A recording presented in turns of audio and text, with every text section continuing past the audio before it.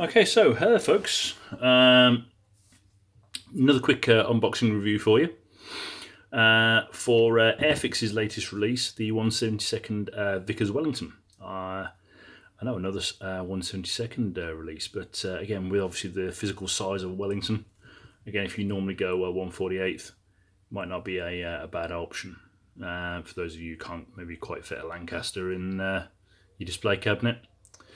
So first of all, straight away with the box, again, we've got some of their great digital artwork, specifically for one of the markings, and it's even got a description on the outside, and I think it's a great idea because this is one of the craziest stories you'll ever hear.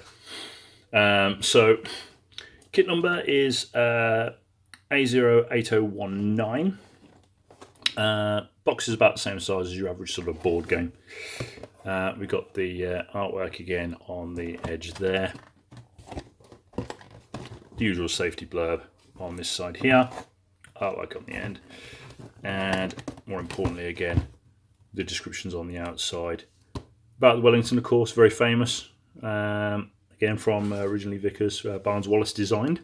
Yep, him of the our bouncing bomb. And of course the description of the two markings and the usual blurb from Humbrol and of course the Airfix Club. Approximate skill level 3, so not one of the absolute smallest, but you feel like branching out to something fancy. Again, came from my usual supplier, so MGR Hobbies. Always give them a quick shout out because they always look after me. Never give me anything free though, but there you go, apart from drinks coasters. As per normal, we have one ginormous bag, which of course I infamously absolutely hate, but there we go. I'm used to it from Airfix. We have some instructions, we have some decals, which will come off there, and we have some cool colour callouts. So, just quickly, we've got decals there, very, very simple on something like this. There's very little in the way of stencils on a Wellington. So we've got, this is interesting, we've got some lighter ones and some darker ones, depending on the specific use. Of course we've got the decals for ratings, trim panels and stuff. There's, to be honest, actually on a Wellington, there probably won't be such a bad idea. You're not going to see anything in the inside there unless you're opening her up, so that's pretty cool. That'll do. They look like they're homegrown, not cartograph, but I could be wrong. They certainly look easily good enough. Fairly glossy, fairly reasonable thickness, all in register. There's a little bit of extra in the middle of these A's. Film you might just want to cut out. Just make life easier on yourself, but other than that, we love them. They're pretty cool. First of all, I'm going to start actually with this rather than the instructions. This is a big fold-out sheet which shows off the colours really, really nicely. So we're going to have Arthur Robert, the operational training unit, which of course is now still to be seen at the Brooklands Museum in Surrey, if you guys are lucky enough to go and have a look, so you can get some reference photos. And this one, the one that was on the cover, so AAR, so number 75, New Zealand. So the story, of course, Sergeant Pilot James Allen Ward, who during the flight climbed out of the R bubble at the top onto the wing to extinguish a engine fire there whilst they're flying along. He did it. He smothered the engine fire, climbed back in, and carried on their merry way back to England. Unsurprisingly, he was awarded the Victoria Cross. So yeah, I mean, pretty much anything I can say on that is not enough.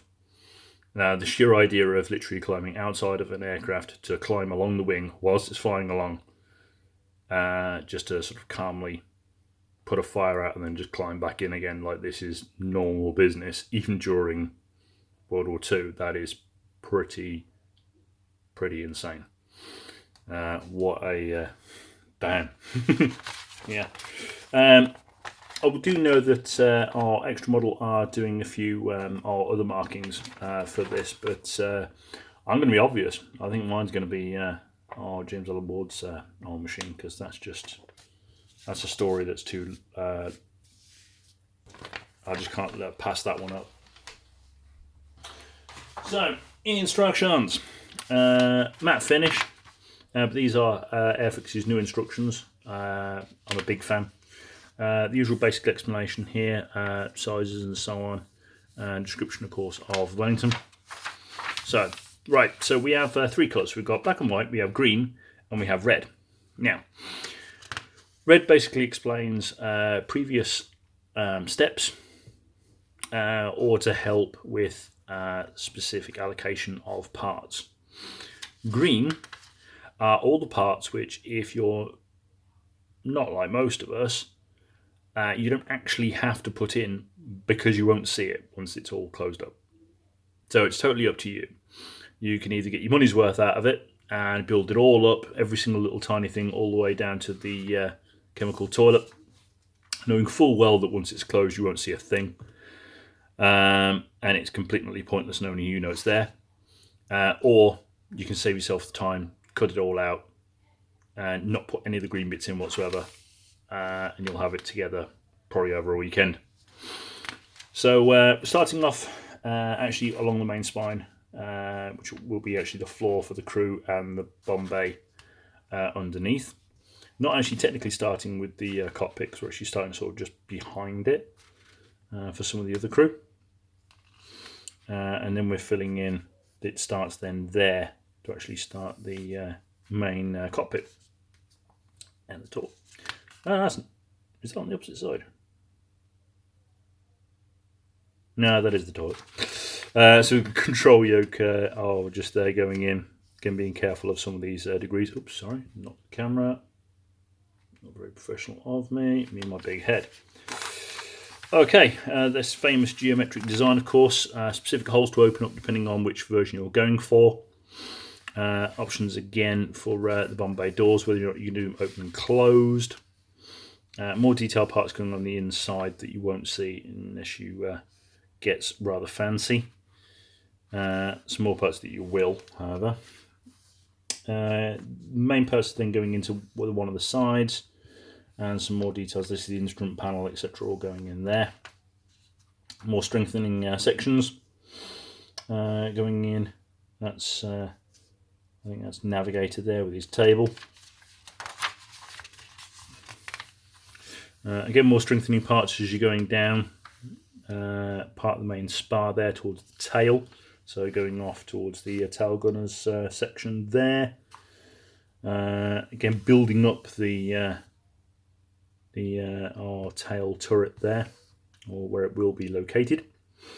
Big main spar going straight through the centre, which I'm liking. And finally the doors are going on if you're keeping them closed. Yeah. Okay, and we then start building up one of the our engines. Again, there is some notes here to take whether or not you're doing it with wings. With wheels down or up. Slowly building them up, and then moving on to some of the details inside, because of course this will be the inside of the main wheel well as well. So it's most of the actual cowling itself. You then got those lovely long wings with their geometric pattern all over. Looking forward to looking at the parts. Looks like we do have flaps. Engine our bulkhead going on there. We've got more undercarriage, etc. building up there. Okay, you have to be careful exactly which version or how you want to model it. Wings going on onto that big spar. Tail wheel going on, if you feel like it. I'll probably do that right towards the end. But, tail going on again with a separate rudder and separate movable parts there. Then we're actually going into the engine itself, which looks like it's going to be basically one part. And again, buried into that, with a little bit of why you could dress that up so it'd look nice, but doesn't look like it's really going to be able to be particularly displayed open unless you're really going to go to town on it. I know that Edard are already playing with a lot of etch for this. I mean a lot of etch for this. So whether or not they'll go as far as some engines, maybe, who knows. Looks like bombs going on there, onto the main, actually they're going onto the doors there. Then we're going into the small turrets here, so it looks like a nose turret first, building her up. Then the observer's window going on. These huge windows down the sides here. Oh, I should point out, and I will be buying one, Edard are also doing a mask set for this. Main wheels going on, looks like we might have weight on, so I'm looking forward to that. And we've got some smaller details here, exhaust, etc. going on. It looks like a boarding ladder, which is a nice little touch. And we've got some more details actually for just around the propeller area itself. They're going on there, some of the smaller details, props going on. So then finally the glazing's going on, main glazing. Again, two different variants of this depending on which version you go with, where this back panel just here is either closed or not. I think so you can do the window open, which is pretty cool. And done. So let's have a look at the parts. So again, being very, very gentle because Airfix being Airfix have thrown it all in one huge bag. Don't get angry, don't get angry. Okay. So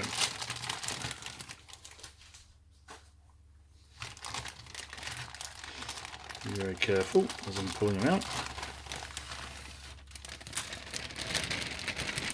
Okay, give it a shake. Hey, looks like we're alright. Always keep the bag, you never know if there's going to be anything hiding in it later. So, first of all, we've got most of the main parts there. We do have, looks like a separate bag for the transparencies, which at least is something. Realistically, those are the ones you're going to be most worried about. So, nice big part. Okay, so, how are we looking? We are looking pretty damn stunning, actually, if I'm completely honest. Those are totally clear. Maybe the top, no, I'm not even going to say they're even thick, especially for the scale. Those are pretty fantastic. You've got some decent ridge lines there for masking. Bomb aimer's window. Yeah, turrets. To be honest, loving that. Those are really, really nice. So loving that. And then main parts. So this appears to be the slightly softer plastic. But let's start taking a look at the details. So we've got some wonderful details going on here. Some of the internal parts for wiring, etc. Slightly chunky looking undercarriage. There's a tiny little bit of flash on that piece just in there, but that's not too bad. Got that chair. Sit our matey boys in. Hang on a minute, this is Airfix and I didn't see any pilots. I'll have to have a look at that. We've got parts for the, I think it's the nose and tail gun. Captain's chair there. Some nice, very subtle ribbing on the back. Of course, no etch or anything for the seat belts, so you have to figure them out yourself. Again, some lovely detail there if you just want to just paint it up rather than use the decals. Wheels looking pretty good. They're pretty simple, but they are weight on as well, so those are nice. Liking them. Some lovely edge. Can you see that detail just there in the guns there? If you can. Even the little indentations on the machine guns. They're pretty awesome, actually. They're right up there, I would say. Next sprue. So we've got the belly slash section if you're keeping it closed. So again, these ejection marks mean nothing. We've got, yeah, that's cool. Little door's already moulded open. Now here we go. Right, this is the important bit, of course, with a Wellington is have they done justice to that geometric design. So for those of you who don't know, basically it was built the same way as an airship. So a big wooden frame with doped linen over the top, just like a World War I aircraft, which made it very fast to build. You can build them very easily in many our factories around the UK and further. Quite famously, there's a little piece on YouTube that shows them building one in something like 3 days or something like that from beginning to end. Yeah, it resulted in this very distinctive look to the fuselage and sections. So you can see it all, but it should be quite subtle. It should be noticeable, but still quite subtle. Previous attempts either completely forgot it, or they were really, really ridiculously over the top. But this, to my eye anyway, looks spot on. We've got some nice little details there. Again, we're looking good, these bulkheads and stuff. Some of them will go and some of them might not. We shall see. Again, that lovely little boarding ladder. I think, is that the boarding ladder? Yeah, that's the boarding ladder. On the opposite side, again, we do have some ejection marks, but none that will be really seen. So they're not in any of the parts that will be. So that's pretty cool. So here we go. Look at that. That looks stunning. Look at those. Lovely. So that finish on those wings just looks stunning. That is really the main reason to do a Wellington boot. So we've got some lovely detail here for some of the parts again that will be going across the main. I think it is a shame a lot of this will be closed up because it does look pretty damn spectacular. You've got look at it, they're learning ejection parts off the part. On the inside here, of course, we've got some ejection parts on the inside there. Those will be hidden. There is one right there that might not. I'd have to go back across the instructions to see whether or not that's going to be spotted. Again, there is some in between here, but most of these will be covered by other parts, so I'm not too bothered about those. I think this one is a match. No, it's not quite a match. So we've got the other wing there, the other spar, and then we've got the starts of the engine cowlings. That looks like the doors are already moulded open, which is pretty cool. And we've got some cool detail on the inside here, but unfortunately we do have a lot of injection marks. So it does kind of ruin that fun straight away. It's nice that they've got all this ribbing on the inside, but especially when you've already got ejections on the outside here, I'm not too sure why they're also on the inside. Could do a little bit better there, boys. But again, I'm just loving that geometric look. So this is probably the best sprue. I'm going to hide this one a little bit. So this is your main fuselage pieces. So again, you've got that wonderful ribbed texture, and even in between the ribbed texture, I don't know if you can still see there's cross hatches as the light hits it. You can see the geometric underneath. So yeah, we've got some more parts here molded already open, which is pretty interesting. Again, you'll be able to see a lot of this through the. You'll be able to see this part through the oil glazing, but then it's unlikely you'll see anything else on the inside of that, which is a little bit of a shame, but that's pretty cool. But check out that. Full geometrics on the inside. Again, such a shame that most of this will be covered. We've got some lovely details on the inside there that we've seen, or maybe seen through the bomb aimer's window coming from the bottom. Yes, we've got ejection marks all over the place on the inside here, but again, that will be hidden. You won't see any of it, which is both brilliant and a shame. And then we've got a final sprue, just with some of the smaller parts for the engine tail. Again, that wonderful pattern showing in. And we've got some, say, very serviceable engines. Again, for the majority of people, they'll be good enough. But who knows? Again, look out. Some of the aftermarket will probably do some super duper duper detailed ones. So yeah, for those of you, again, because I know obviously it's a bit of a scale thing, who are wondering about how big this is going to be, I haven't got my big ruler on me, but you're going to be talking 26 centimeters long approximately. So what's that? About 10 inch long, I think. Oh, hang on a minute. Yeah, okay, so for those of you who are interested in the full size, of course, Airfix actually write the dimensions on the outside. So it'll be about 273 millimeters long and about 366 wide. So much wider than it is long, remember. It's been World War II. But yeah, nowhere near the size of a Lancaster if you feel like building up one of those. So, okay. let's pop that carefully over here.